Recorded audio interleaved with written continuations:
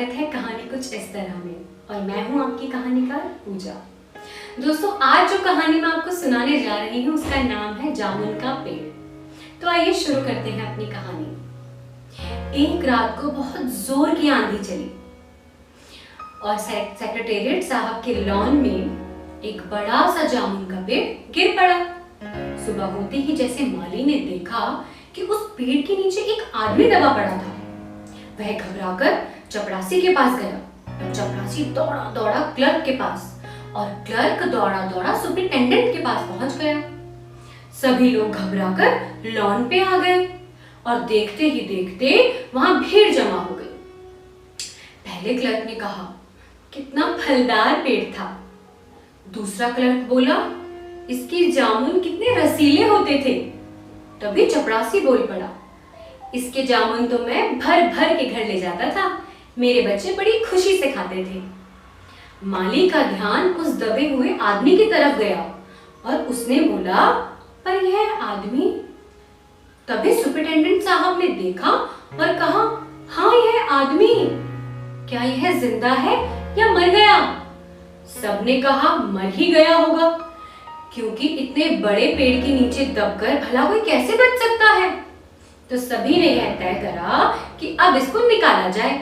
तभी सुपरिटेंडेंट साहब ने मना कर दिया और कहा, हम वाणिज्य विभाग के लोग हैं, हम लोग इस पेड़ के विषय में कोई फैसला नहीं ले सकते, तो मुझे ये बात उच्च विभाग से पूछनी होगी। तो उन्होंने ये प्रस्ताव अंडर सेक्रेटरी के पास पहुंचाया।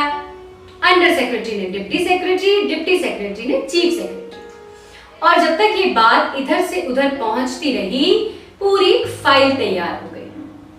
पूरा दिन ऐसे ही निकल गया। माली को उस दबे हुए आदमी पर दया आई। उसने देखा कि वह भूख और प्यास से तड़प रहा था। माली ने पुलिस वालों से परमिशन लेकर उस आदमी को खाना खिलाना चाहा। तो एक हवलदार को उस पर दया आ गई और उसने उसको खाना खिलाने की मंजूरी दे दी। वह खाना खिलाने के लिए पहुंचा और वह उस आदमी को दिलासा देने के लिए कहने लगा, तुम चिंता मत करो, कल तक तुम्हारी फाइल आगे बढ़ जाएगी और तुम्हें यहाँ से निकाल लिया जाएगा। पर वह आदमी कुछ ना बोला, वह चुप था। तभी माली ने पूछा, तुम्हारा कोई वारिस है तो उसका अता पता बताओ, उस तक खबर पहुंचा दूं। वह आदमी बोला, मैं लावारिस हूँ, मेरा कोई नहीं।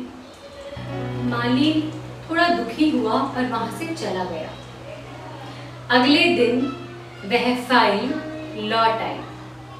वाणिज्य विभाग के लोगों ने यह तय किया कि यह मामला हमारा नहीं, कृषि विभाग का है, तो इस फाइल को कृषि विभाग तक पहुंचाया जाए, वही लोग पेड़ के विषय में तय करेंगे।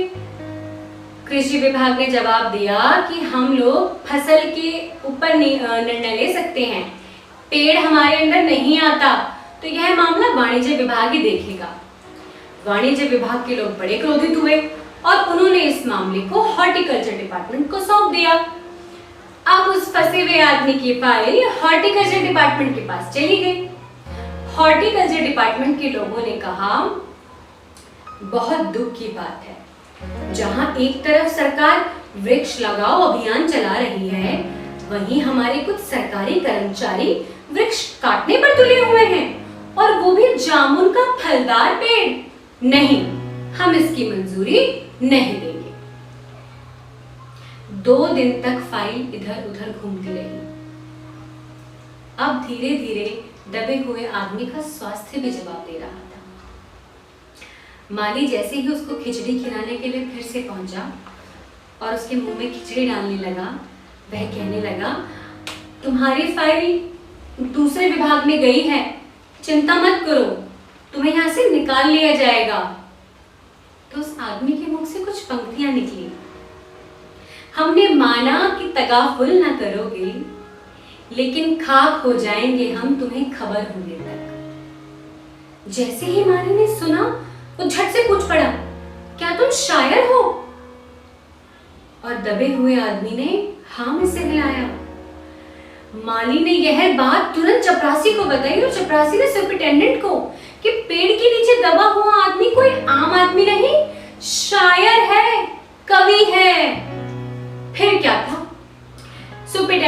देर ना लगाते हुए यह मामला कल्चरल डिपार्टमेंट को सौंप दिया, क्योंकि उन्होंने कहा भाई जो दबा हुआ आदमी है वह तो शायर है, तो अब कल्चरल डिपार्टमेंट ही तय करे कि इसका क्या करना है। कल्चरल डिपार्टमेंट से यह साहित्य एकेडमी के लोग आए और साहित्य एकेडमी के जो सेक्रेटरी थे उन्हें जैसे ही पता चला कि दबा हुआ आदमी कवि है तो वह स्वयं उससे मिलने आए। उन्होंने दबे हुए आदमी से पूछा, भाई तुम्हारा नाम क्या है, तुमने कौन सी रचना लिखी है? ओंस? क्या तुम ओंस के लेखक हो? दबे हुए आदमी ने कहा, जी हाँ। वो बड़ा चौंक गया और बोला, हे भगवान, हमसे इतनी बड़ी गलती कैसे हो गई?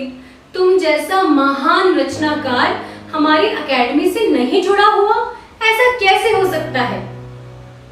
वह तुरंत गया और कल्चरल डिपार्टमेंट से एक फॉर्म लेता आया और कहा कि भाई अब तुम्हें ये फॉर्म भरकर हमारी साहित्य एकेडमी के हिस्सा बन जाओगे। दबा हुआ आदमी बोला, पर पहले मुझे यहां से बाहर तो निकाला जाए। सेक्रेटरी तुरंत बोल पड़ा, वो मेरे हाथ में नहीं, मैं तो बस इतना कर सकता हूं कि तुम्हें साहित्य एकेडमी का एक मेंबर बना लूं, पर पेड़ को हटाकर तुम्हें बचाना वो तो कृषि विभाग का काम है, मैं इसमें कुछ नहीं कर सकता। हाँ, इतना जरूर कर सकता हूं कि अगर तुम्हारी मौत हो जाती है तो तुम्हारे जो वारिस है उसको वजीफा दिला दूं। दबा हुआ आदमी चौंका और शोकायुक्त होकर बोला, पर मैं अभी जिंदा हूं, मरा नहीं, मुझे बचा लीजिए। पर यह सुनवाई कहीं तक नहीं पहुंची। तुरंत ही वह फाइल कृषि विभाग को सौंप दी गई और कृषि विभाग ने उस फाइल को फॉरेस्ट डिपार्टमेंट का कहकर वहां पे खिसका दिया। फॉरेस्ट डिपार्टमेंट वालों ने तुरंत इस बात पर एक्शन लिया और उन्होंने अपने कुछ लोगों को कहा कि जाइए और उस पेड़ को काट कर उस आदमी को बचा लीजिए। वे लोग बड़ी सी आरी लेकर आए और उस पेड़ को जैसे ही काटने लगे तभी विदेश विभाग से यह ऑर्डर आया कि उस पेड़ को ना काटा जाए, क्योंकि 10 साल पहले पिटौनिया के प्रधानमंत्री जी ने वो पेड़ लगवाया था और यदि अब उस पेड़ को काटा गया तो भारत के उनसे संबंध बिगड़ सकते हैं और ऐसा करना हमारे देश के हित में ना होगा। वो बात भी वहीं दब गई। पिटौनिया के प्रधानमंत्री जी ने वह पेड़ लगवाया था, इस बात को कहकर उस बात को वहीं पर ही खत्म कर दिया गया और प्रधानमंत्री जी तो विदेश के दौरे पर गए थे। आखिर उस व्यक्ति के लिए फैसला लिया जाए तो कैसे लिया जाए? तब तक पेड़ के नीचे दबकर वह आदमी अपनी अंतिम सांसें लेने लगा। वह यही सोच रहा था कि न जाने कब उसे इस पेड़ से छुटकारा मिले और उसे यहाँ से निकाला जाए।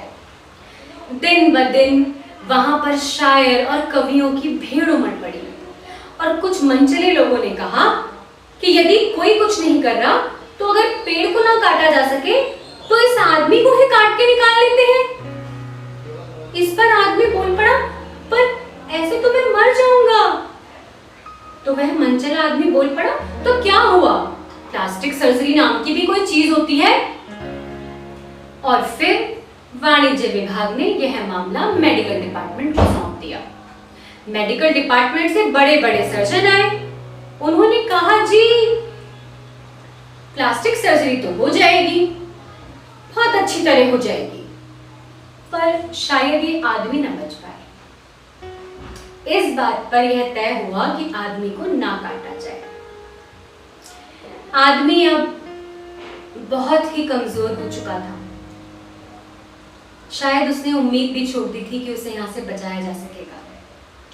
माली रोज उसके पास जाता और उसे ये आस दिलाता कि शायद आज नहीं तो कल उसकी फाइल को मंजूरी मिलेगी और इस पेड़ को काटकर उसे बचा लिया जाएगा।